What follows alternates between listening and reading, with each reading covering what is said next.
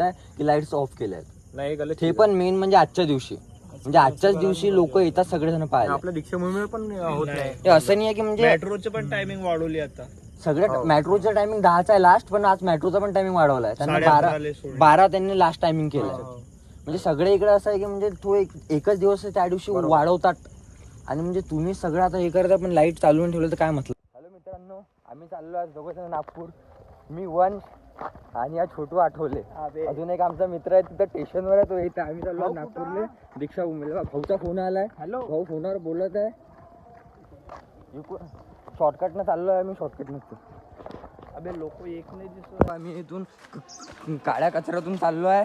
हे बघा, स्टेशनसाठी शॉर्टकट मारत आहे आम्ही स्टेशनवर जायसाठी. सध्या स्टेशनवर आलो आहे. दोघं जण आता 5-10 मिनिटात गाडी येणार आहे.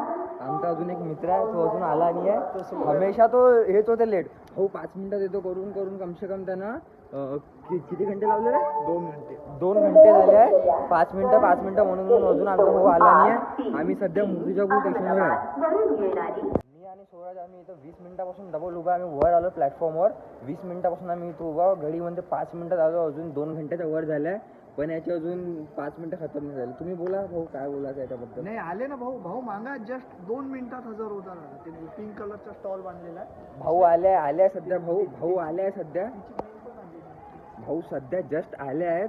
हे पण 3 घंटे जवळपास होते ना भाऊले. 5 घंटे झाले भाऊ ना. 5 घंट्याबाद आता शकाल दाखवल्या फोनवर. 5-5 मिनिटं म्हणून भाऊ गायब होते. आता किती टाइम झाला? 5 घंटे. सकाळी किती वाजता फोन केला?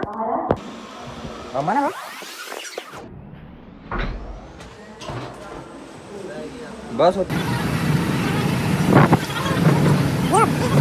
हे बघा आमची सेट गाडीमध्ये ट्रेनमध्ये पण ना कपड्याची इस्त्री करत आहे. दुकानवाला माणूस आहे. दुकानात सुटत नाही. आवाज टाकता येते तिथं आवाज टाक.